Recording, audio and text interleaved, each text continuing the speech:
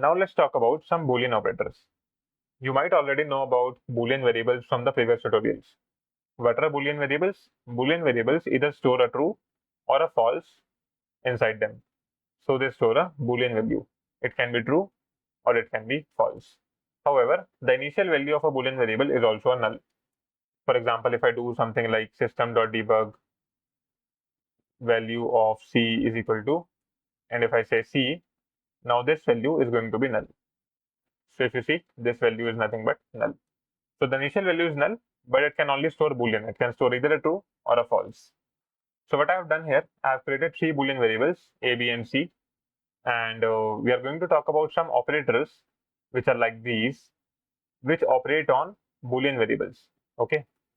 For example, if I talk about this addition assignment operator, this is working on an integer value, right?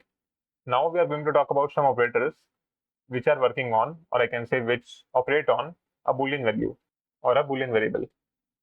Now, first of all, we are going to talk about AND operator and OR operator. So if you see this AND operator, it is represented by double AND. It is represented by this double AND. And the OR operator is represented by a pipe sign. So this OR operator is represented by a pipe sign. And both these AND and OR operators, they work on two operands. So I can say both of these are binary operators because they work on two operands. So AND is also working on two operands, A and B, which are two variables.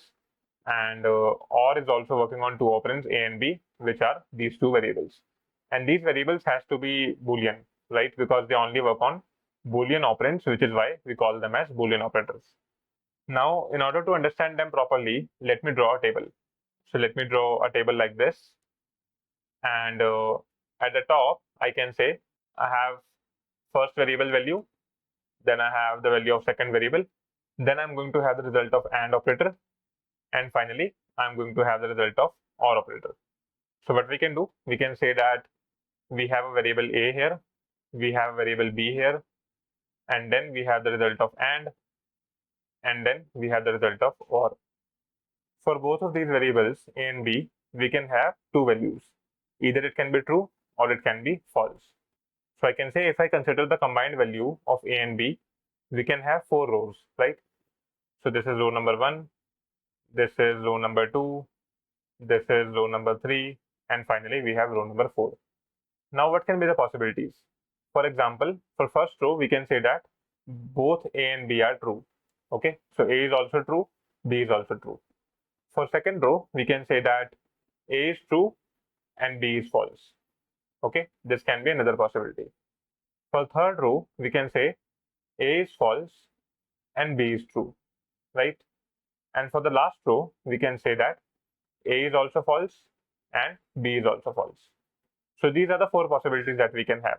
Either both A and B can be true, A can be true and B can be false, A can be false and B can be true, or both can be false. We need to find out what will be the value of AND in this case and what will be the value of OR in this case. A simple rule of thumb for AND is it will be true only if both A and B are true. Okay, so if both A and B are true, then only AND will be true. Otherwise, it will be false. So in this case also it will be false. In this case also it will be false. And in this case also it will be false. Okay. So AND is only true if both the variables, or I can say both the operands, have a value true. Even if one of them is false, for example, here this is false, or here I can say this is false, right? So in this case, the value of AND will be false. So this is a very simple way of remembering it. Now coming to OR, a simple rule of thumb is the value of OR will be true even if one of the operand is true. Okay. So in this case, both the operands are true, right? So the value of OR will be true. In this case, is one of the operand true? Right, because we have A as true. So in this case, the value of OR will be true. Now in this case, do we have one of the operand as true? Yes, the value of B is true. So in this case also, the value of OR will be true. Now at the end, is one of the operand is true? No, right? Because both of the operand are false. So in this case, the value of OR operation will result as false. So what we got to know? We got to know that the value of AND is true only when both the operands are true, and the value of OR is true even when one of the operand is true. It can be either A or B. Now let's see this in action. So what we can do, we have two variables here, variable A and variable B, and we can try this table to see the result. So let's say initially both A and B are true, okay? And what I'm doing, I'm saying A and B, and I'm assigning the result of this A and B to the variable C. And finally, I'm printing the value of this variable, which is C. Let's execute this code and let's see what happens. So if you see now, I'm getting the value as true. The result of this operation A and B is coming as true. Why it is coming as true? Because both A and B, these are true. So we have already studied it here that if both A and B are true, then the value of AND will be true. Now let's consider another scenario. Now I'm going to make B as false. Okay, let's make B as false. I can execute this whole code and let's see what we have. So now you can see the value of A and B is coming as false, right? Because even if one of them is false, it is going to come as false. So this is working fine. Now let's say I can say that A is false and B is true. Okay. Now what will happen? Let's execute this code, and if we see the result, you can see this is still coming as false. So we can say that even if A is false and B is true, but even if one of them is false, the result of AND will be false. So it is coming as false. Now let's make both of them false. And let's execute this code. So if you see, in this case as well, the result is coming out to be false. So even if both of the variables are false, the result of AND will be false. So I can say that the result of AND is true only when both the operands are having the value as true. Okay. Now let's check out the OR operator. And for the OR operator, I can just copy this value right here so that it's easier to execute only these lines of code. And so initially, what we are having both of them are false. And we know that when both the operands are false, the value of OR will be false, right? Let's try this once. So I'm going to execute this code. And if you see, now we are doing A or B, okay? So this is the OR operator. So if you see A or B, so this OR is not printing correctly, but if you see the value of A or B is coming out as false. So A is false and B is false, and the result is also false. A is false, B is false, and the result is also false. So this is working fine. Now let's make one of them as true. So let's say that A is true. Okay. Now let's see what will happen. So if you see now, the result is coming as true. So I can say when A is true, which is this scenario, and B is false, the result of OR is coming as true because one of them is true, right? Similarly, I can make this as false and I can make this as true. And let's see what happens now. And now if you see, this is coming as true, right? Now what we did, we kept A as false and we kept B as true, and result is coming out as true. The result of OR operator is coming as true even if one of them is true. Now the last scenario where both of them are true. Let's make A as true as well and B as true too. Let's execute this whole code and let's see what happens. So if you see, in this case as well, the result of OR operation is coming out as true. Okay, the result is coming out as true. So in this case, we said A is true and B is true, and the result of OR is coming out as true. So what we understood from all this, we understood that for AND, both the operands should have a value as true, then only the result will come as true. However, for OR, even if one of the operand, so even if this or this is true, the result will come as true. And this kind of table that we have created right here, this kind of table is known as truth table. Okay, so this is known as truth table. Why? Because it is telling you the truth, right? It is telling you that if both A and B are true, the AND will give us true. Otherwise, even if one of them is false, AND will give us false. Similarly for OR, even if one of them is true, it will give us true, and if both of them are false, it will give us false. So this kind of table is known as truth table. Let's remove this now and let's move on to the next operator. So we understood about AND operator and we understood about OR operator as well. For now, we are going to talk about one last operator, which is the NOT operator.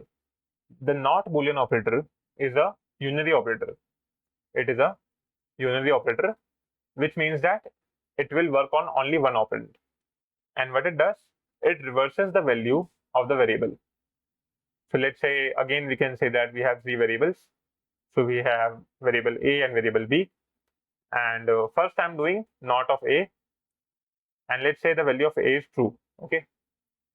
So first of all, I'm doing NOT of A. I'm assigning to a variable name as C. And then I'm printing the value of C. So I'm saying NOT of A is equal to the value of variable C. Then I'm doing NOT of B. So this is another variable. I'm doing NOT of B, assigning it to variable C, and then I'm printing its value, that is NOT of B is equal to the value of variable C. And this NOT operator, as you might have identified by now, it is represented by this exclamation mark. So this is nothing but a NOT operator which is working on a operand. So let's execute this code and let's see the result. What we can do, we can also draw a truth table here. So let's say I have a table like this, okay, and because it is only dependent on one operand, so I can say this is the operand, which is A, and here I'm going to say the value of NOT, okay. So what will happen is, if the value of A is true, the result of NOT will be false, okay, and if the value of A is false, the result of NOT will be true. So it will just do the negation or the opposite. So it will make true as false and false as true. So true will be false and false will be true. Now let's check out the result. So initially the value of A variable is true. Then I did NOT of A and I assigned the result to a variable C, and then I'm displaying the value of this C variable. So initially A was true and the result of NOT A is coming as false, because the NOT operator will make true as false. So the result is coming out as false. Similarly, if I pick up the B variable, so initially the value of B was false, then I did NOT of B. So I did NOT of B and I assigned its value or the result to the same variable, which is C. So the value of C is now overridden by the value of NOT of B.